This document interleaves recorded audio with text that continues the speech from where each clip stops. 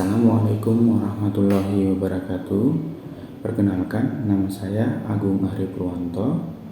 Saya sekarang bekerja di Politeknik Industri Furniture dan Pengolahan Kayu.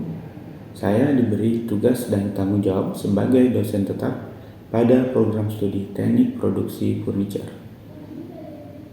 Adapun pada kesempatan kali ini, tujuan pembuatan video ini adalah sebagai kelengkapan untuk pengajuan sertifikasi dosen pada pernyataan diri dosen dalam unjuk kerja Tridharma Perguruan Tinggi dalam bidang pengejaran. Pada program studi Teknik Produksi Furniture, saya diberi tugas dan tanggung jawab untuk mengampu beberapa mata kuliah, diantaranya yaitu praktikum gambar teknik, praktikum gambar CAD, pengetahuan mesin produksi, praktikum mesin produksi, pengetahuan permesinan CNC, dan praktikum permesinan CNC. Pada proses pengajaran, saya akan menjelaskan mengenai gambaran pelaksanaan perkuliahan praktikum permesinan CNC. Pada praktikum permesinan CNC diampu oleh 3 orang dosen, yaitu saya sendiri, Bapak Wahyu Widianto, dan Bapak Bahtiar Rahmat. Pada pelaksanaan proses pembelajaran praktikum menggunakan metode pembelajaran praktikum dengan demonstrasi langsung serta studi kasus berupa proyek produk. Pada proses pembelajaran praktikum selalu dihadiri oleh 3 orang dosen pengampu. Hal ini dilakukan untuk mempermudah proses penjelasan materi dan proses demonstrasi langsung serta pengawasan terhadap mahasiswa pada saat mengoperasikan mesin-mesin CNC yang ada di workshop furniture. Perkuliahan permesinan CNC dibagi menjadi 2 sesi, yaitu sesi pertama perkuliahan praktikum pembuatan program di lab komputer dan praktikum penggunaan mesin CNC dan pembuatan produk yang dilakukan di workshop furniture. Pada perkuliahan praktikum permesinan CNC terdapat 16 pertemuan, di mana 16 pertemuan tersebut sudah termasuk UTS dan UAS. Pada perkuliahan praktikum permesinan CNC terdapat 4 bobot SKS praktikum. Adapun penjelasan mengenai RPS atau rencana pembelajaran semester pada perkuliahan praktikum CNC adalah sebagai berikut, di mana terdapat capaian pembelajaran prodi sebagai berikut, terdiri dari 4 capaian sikap, 5 capaian pengetahuan umum, 7 capaian kemampuan umum, 4 capaian kemampuan khusus. Pada penjelasan capaian kemampuan khusus adalah mampu memilih jenis dan sifat bahan furniture sehingga dapat memenuhi standar kualitas dan performa produk furniture. Mampu membaca dan menerjemahkan gambar teknik ke dalam proses produksi furniture. Mampu merencanakan dan mengendalikan alur dan proses produksi furniture. Mampu menyusun operasi instruksi kerja dalam mendukung proses produksi. Adapun CPMK pada mata kuliah praktikum permesinan CNC yaitu memahami prinsip dasar penggunaan mesin CNC, cara kerja, alat bantu, dan tools pendukungnya sehingga mampu mengoptimalkan mesin CNC dengan tools dan alat bantunya. Mampu merencanakan pembuatan program dan alur kerja pada mesin CNC dengan bantuan software CAD. Mampu melakukan pekerjaan perencanaan pembuatan produk furniture dengan menggunakan mesin CNC. Untuk deskripsi singkat mengenai mata kuliah ini yaitu mata kuliah ini memberikan pengetahuan dan keterampilan kepada mahasiswa tentang teknologi mesin CNC dan software pendukung dalam pembuatan program CNC yang digunakan pada proses produksi produk furniture berbahan dasar material kayu dan kayu olahan lainnya. Pengetahuan dan keterampilan terkait teknologi mesin CNC dan software CAD/CAM, mahasiswa diharapkan kelak dapat menyelesaikan pekerjaan yang terkait dengan menggunakan mesin-mesin berbasis CNC yang digunakan pada industri furniture. Untuk bahan kajian pada mata kuliah ini yaitu yang pertama, pemrograman manual, pengenalan aksi CNC dengan diagram Cartesius. Yang kedua, pemrograman manual dengan software CADweaver, gerakan lurus G01, gerakan lurus G02 dan G03. Dan yang ketiga, pemrograman dengan software CAD/CAM, Patrick Aspire dengan desain produk 2 dimensi dan 3 dimensi dan toolpad pemrograman. Yang keempat, pemrograman dengan software Woodwork, Homag, dan integrasi software CAD/CAM pemrograman. Yang kelima, pengoperasian penggunaan mesin CNC running saw, expanding, drill tech, CNC processing center, dan CNC nesting. Yang keenam, perencanaan dan pembuatan produk furniture menggunakan mesin-mesin CNC. Untuk pelaksanaan UTS, mahasiswa diberikan tugas untuk bisa membuat program yang nantinya program CNC tersebut bisa dijalankan pada mesin CNC. Untuk proses pelaksanaan UAS, di mana mahasiswa diminta untuk mengoperasikan mesin CNC berdasarkan program yang telah dibuat sebelumnya. Adapun bobot penilaian pada perkuliahan praktikum CNC yaitu terdiri dari laporan praktek 20%, hasil kerja 15%, sikap kerja 15%, UTS 20%, dan UAS 30%. Berikut adalah gambaran video singkat mengenai proses pembelajaran dan penyampaian materi serta demonstrasi langsung pada pembelajaran perkuliahan pemesinan CNC pada proses pembuatan program di lab komputer. Selamat pagi semuanya. Hari ini kita akan membahas mengenai teknologi mesin CNC ya. Jadi di dalam teknologi mesin CNC itu hari ini akan kita pelajari bagaimana cara membuat program secara sederhana, kemudian mengaplikasikan programnya itu dalam bentuk dari gambar CAD menjadi CAM ya, atau dalam proses computer aided manufacturing. Nah, nanti kita pada saat pembuatan programnya kita akan menggunakan software bantuan yaitu Patrick Aspire. Yang mungkin kita di sini ada yang sudah pernah menggunakan atau pernah melihat bagaimana caranya membuat program dari gambar CAD atau bahkan dari sebuah foto, kemudian kita ubah menjadi gambar vektor, kemudian nanti kita hasilkan pemrogramannya yang bisa kita running di mesin CNC. Sebelum saya masuk ke pelatihan atau mengajarkan bagaimana menggunakan software Aspire, terlebih dahulu ini saya akan menjelaskan apa sih CNC itu. Nah, CNC itu dia cikal bakal sebelum CNC itu ada NC. NC itu adalah mesin di mana basicnya numeric control, di mana pergerakan atau prosesnya itu dikontrol dengan angka. Ya. Kita memasukkan angka, dia akan bergerak. Kita memasukkan perintah angka, dia akan bekerja. Nah, kalau CNC itu adalah step di atas dari NC. Jadi angka yang kita masukkan itu sudah dikelola dengan menggunakan bantuan computerized. Nah, kalau di numerical control itu tidak ada komputernya. Nah, jadi perbedaannya di sini hanya dari segi ini, ya, C-nya. C-nya ini ya. C itu adalah komputer. Jadi ada komputer yang mengelola proses di dalamnya sehingga angka-angka ini bisa dijadikan perintah untuk menjalankan suatu mesin.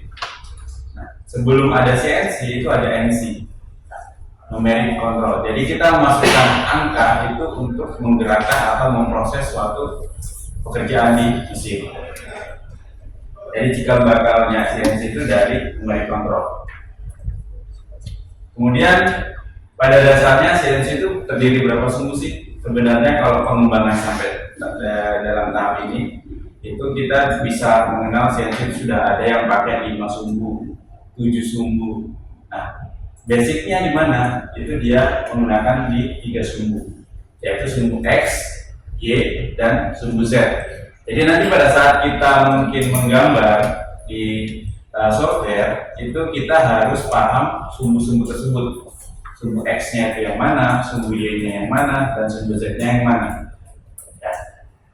Nah, ini adalah fungsi sumbu yang ada di mesin CNC. Jadi kalau pergerakan sumbu X itu dia mencerminkan pergerakan arah memanjang dari suatu pengerjaan benda kerja. Sedangkan Y itu adalah pergerakan arah melintangnya. Ya. Kemudian Z itu adalah pergerakan sumbu arah vertikal. Ya. Jadi kalau misalnya ini ada benda kerja ya, Bapak Ibu semuanya. Jadi ini X, ini Y, dan ini Z, dan ini Z. Ya. Z itu kalau dia tambah kedalaman penyayatan, itu kita menggerakkan sumbu Z. Kalau dia mau bergerak ke arah panjang, itu kita menggerakkan sumbu X. Kalau dia arah melintang, itu kita bergerak di sumbu Y, seperti itu. Ya, jadi itu 3 sumbu utama yang ada di mesin CNC.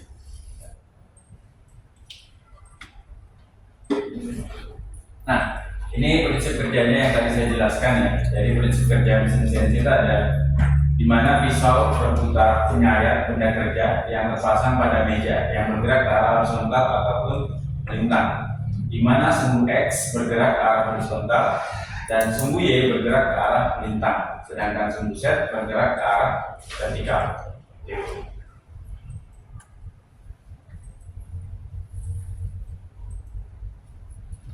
Ini adalah skematis mesin CNC. Jadi bagian utama mesin CNC itu sebenarnya baik kita mungkin bekerja di logam maupun non logam itu basicnya sama. Ya, pasti memiliki bagian utama yang ada di gambar ini.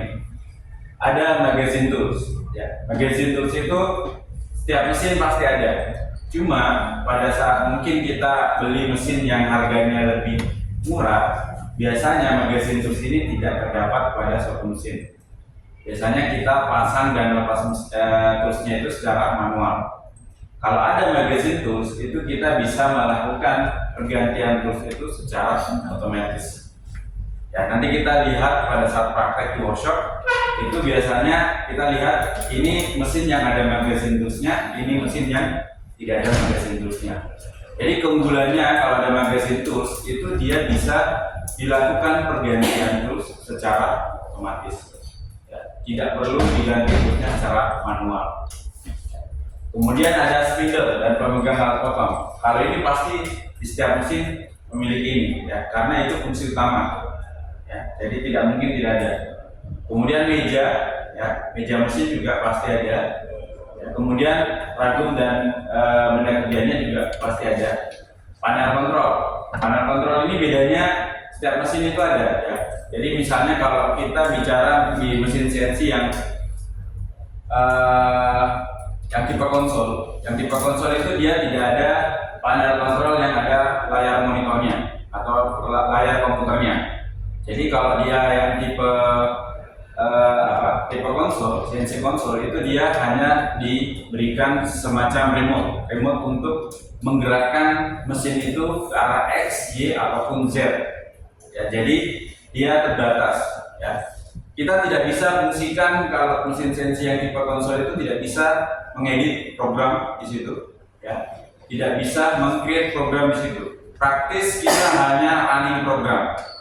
Ya, nanti yang kita akan gunakan pada saat di workshop yaitu mesin CNC yang tipe konsol, yang dimana kita hanya terbatas, hanya bisa running program.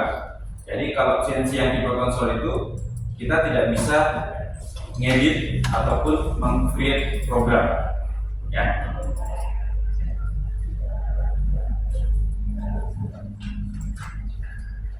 Ini untuk keuntungan penggunaan mesin CNC ya. Jadi ada beberapa. Yang pertama itu fleksibilitasnya penuh ya. Kemudian akurasi hasil produknya jauh lebih baik. Kemudian waktu produksinya juga jauh lebih singkat. Kemudian dimungkinkan untuk bisa mengerjakan benda kerja yang rumit ya, yang tidak bisa dikerjakan mungkin menggunakan mesin hand power tool ataupun mesin basic ya. Kemudian penyetelan permesinannya mudah ya. Kalau sekarang itu penyetelan mesin CNC itu sangat mudah, karena biasanya produsen mesin CNC itu dia bagaimana mesin itu disetting semudah mungkin. Jadi kita tinggal masang benda kerja running.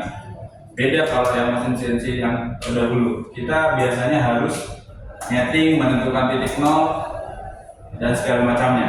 Nah, kalau sekarang mesin CNC itu kita tinggal naruh benda kerja, kita bisa langsung running ya.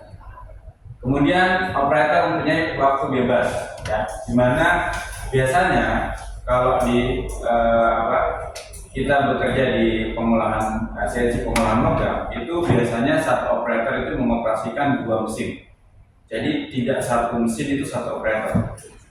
Itu biasa terjadi kalau kita di pengolahan logam ya. Tapi kalau di pengolahan kayu biasanya ya satu CNC, satu orang operatornya.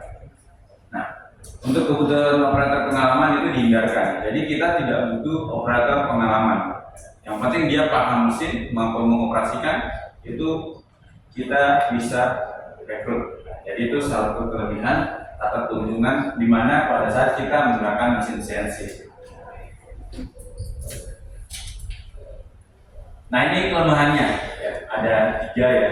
Yang pertama, biaya relatif tinggi ya, harganya kalau dibanding mesin-mesin yang lain ya lumayan tinggi. Kemudian pemeliharaannya ya, proses pemeliharaan atau maintenance mesin CNC itu juga cukup rumit, membutuhkan orang yang paham, orang yang ahli dalam bidang tersebut untuk memelihara ataupun maintenance atau bahkan memperbaiki kalau ada kerusakan pada mesin CNC. Kemudian memerlukan seorang programmer. Ya, jadi kalau di mesin CNC itu biasanya operator dan yang membuat program itu 2 orang yang berbeda.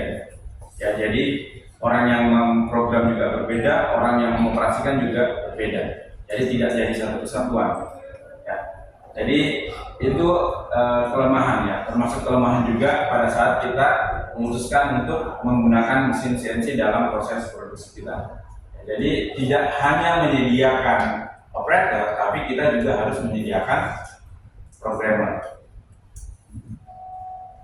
Nah, ini jenis-jenis mesin CNC yang berkayuan ya, yang ada di workshop kita juga. Ada CNC router, kemudian ada CNC running saw, ada CNC bending, CNC drilling, dan ada yang mesin center, dan ada CNC truck yang muter ya. Nah, ini nanti yang tipe konsol yang akan kita praktekkan di workshop itu adalah yang tipe konsol yang seperti ini. Nah, ini kita masuk ke software CAM ya. Software CAM itu adalah software yang dimana bisa mensupport kita atau membantu kita pada saat kita praktek di mesin CNC atau pada saat kita mengoperasikan mesin CNC. Jadi program itu sebenarnya bisa dibuat secara manual, tapi itu tidak mungkin kalau kita misalnya dikejar target produksi. Nah, itu makanya kita harus membutuhkan software CAM ini untuk memudahkan kita dalam meng-create suatu program atau membuat suatu program, di mana program ini bisa dihasilkan dengan bantuan software CAM ya. Salah satunya yaitu yang akan kita pelajari hari ini, yaitu software Patrick Aspir ya. Sebenarnya banyak software CAM yang lain ya, seperti Mastercam X, kemudian seperti software ArtCam ya, SolidCam, nah banyak sebenarnya. Cuma kita pada kesempatan ini akan mencoba atau mempraktekkan software Patrick Aspir.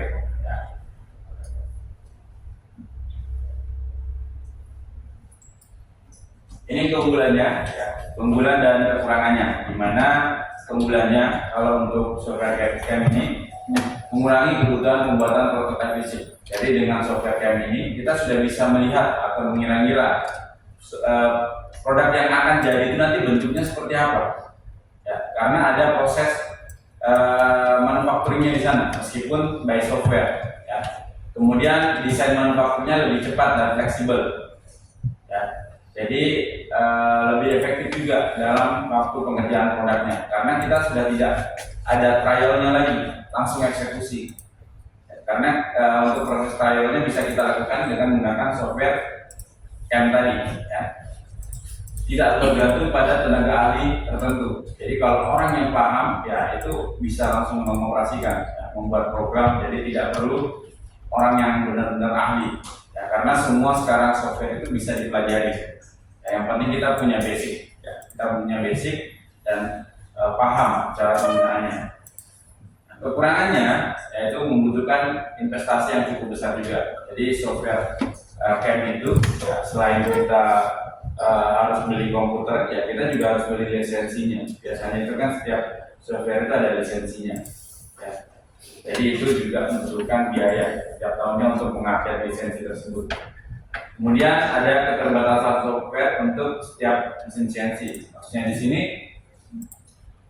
biasanya mesin CNC dengan produsen tertentu itu dia sudah membawa softwarenya sendiri. Jadi misalnya mesin CNC buatan dari Homa, itu dia pasti memiliki software bawaannya sendiri yang tidak bisa kita gunakan pada saat kita mengoperasikan merek mesin yang lain seperti Felder, SCM ataupun Exitech.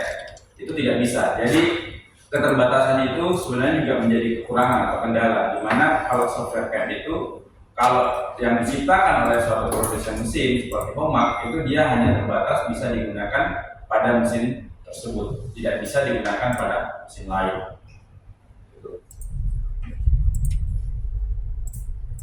Nah, kita masuk ke latihan pembuatan produk. Hari ini kita akan mencoba membuat suatu produk. Nanti produk yang akan kita buat itu, ya contoh kasusnya seperti ini ya. Jadi itu semacam apa ya, produk kotak pensil, yang dimana nanti hasilnya ini ada bentuk ya, bentuk pola ya. Bentuk polanya ini nanti kita akan buat di software dulu. Kemudian nanti programnya kita akan running di mesin CNC. Seperti itu. Nah, softwarenya yang akan kita gunakan yaitu software Patrick Aspir yang nanti kita akan kerjakan di komputer yang sudah kita buka semua ya. Nanti silahkan buka software Patrick Aspirnya terlebih dahulu. Di folder latihan yang saya berikan, di situ ada gambar, ya, ada gambar bentuk, ya, bentuk karakter ya, bentuk karakter yang akan kita jadikan untuk pembuatan produk ini, ya, pembuatan produk kotak pensil ini. Nah, nanti yang pertama kita mencoba atau latihan bagaimana mengkonversi gambar, ya, mengkonversi gambar menjadi sebuah vektor atau garis. Nah, garisnya ini nanti yang akan kita jadikan basic untuk membuat programnya. Ya, sini ada gambar. Sini ada garis ya. Nanti bagaimana gambarnya ini bisa menjadi garis. Nanti kita bisa mencoba karakter yang lain ya. Jadi nanti mungkin di luar latihan ini kita bisa misalnya karakter yang selain dari yang ada di folder latihan itu, kita bisa membuat vektornya. Nah, dari garis vektornya itu akan menghasilkan program. Ya, programnya nanti itu kita bisa running di mesin CNC. Mungkin kita bisa buka semua dulu software Patrick Aspirnya. Ya, di sini saya juga akan buka.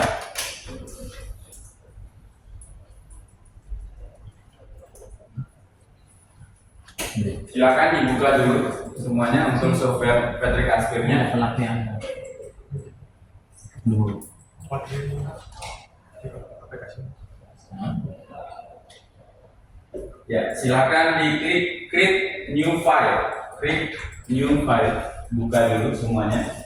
Softwarenya di create new file. Ya.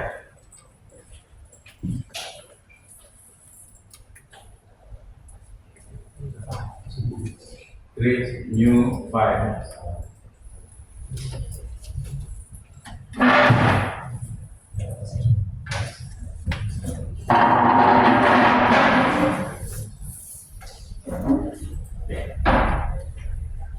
Silakan dibuka semua softwarenya, kemudian klik new file. Setelah itu nanti terbuka lembar kerja seperti ini.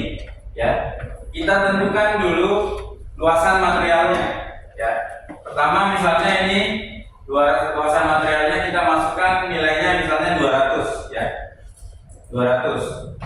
Kemudian ini height-nya atau sumbu Y-nya itu juga misalnya 200 juga ya. Setelah itu kita klik OK. Ya, bawahnya ini kita klik OK, paling bawah. Ya, sumbu Z-nya tetap. Ya. Z-nya tetap aja. Berapapun isi di Z-nya kita tetapkan saja dulu.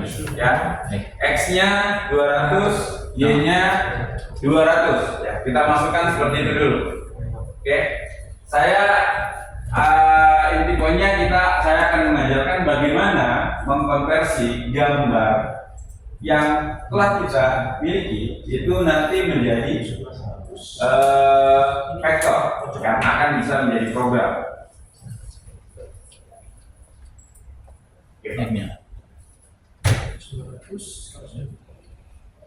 Ya, setelah selesai kita klik yang bagian atas ini ya, yang ada gambar folder import bitmap ya. Nanti silakan masuk ke folder latihan CNC, kemudian masukkan karakter yang sudah ada pada folder latihan CNC di setiap komputer kita semua ya.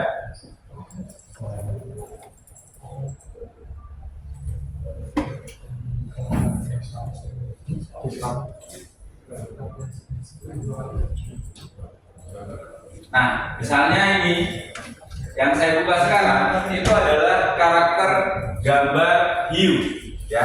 Silakan buka foldernya yang folder latihan.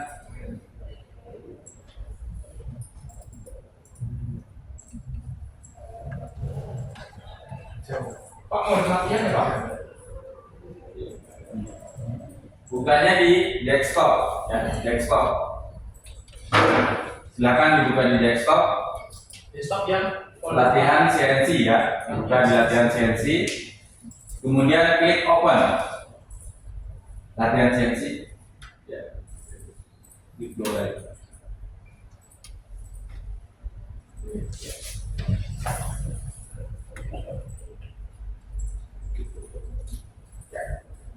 Sudah ada yang mendapatkan kendala?